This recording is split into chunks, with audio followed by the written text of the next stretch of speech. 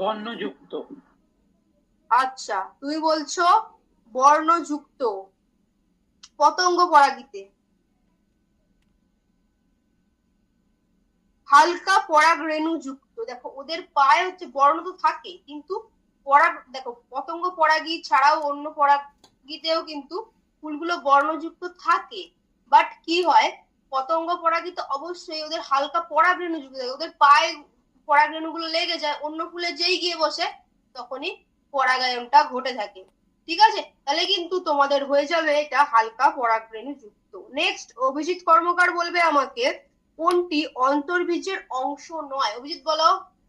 78। Ma'am ma'am option C, কর্ডেলিটিউন। আচ্ছা, অন্তর্বীজের অংশ নয়। আচ্ছা, সুব্রজিৎ কি করেছো? সুব্রজিৎ হাত তুলেছে। ম্যাম পেরিসপাম। সুব্রজিৎ করেছে পেরিসপাম, তাই তো?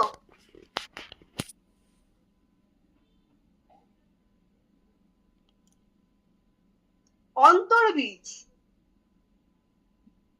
দেখো একটা আমের যে বীজটা, অন্তর্বীজ বলতে অন্তর্বীজের অংশ নয় বলতে যে আটির যে অংশটা ওটার বলছে, ওটার অংশ কোনটা নয়। ঠিক আছে, অংশ নয় বলেছে। ঠিক আছে, তাহলে কিন্তু সেটা টেস্ট, হ্যাঁ টেস্টটা হবে। ঠিক আছে, তোমরা দেখো খাতায় একে একে করেছো, একটু খাতাটা খুলে নেবে, যার যেটা ভুল হচ্ছে না একটু শুনে রাখো।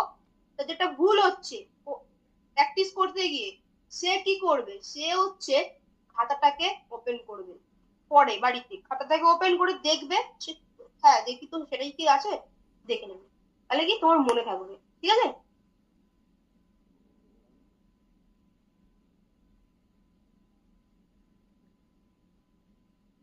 আচ্ছা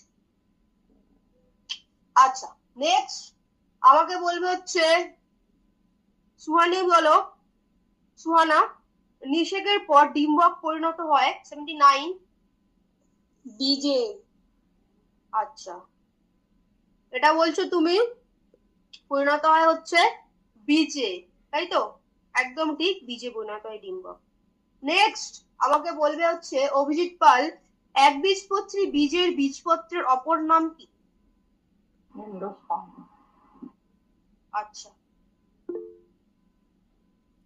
এন্ডোস্পার্ম কি বীজের বীজপত্রের অপর নাম? অপশন সি হবে হয়তো। একদম ঠিক, অপশন সি হবে স্কুটেলাম।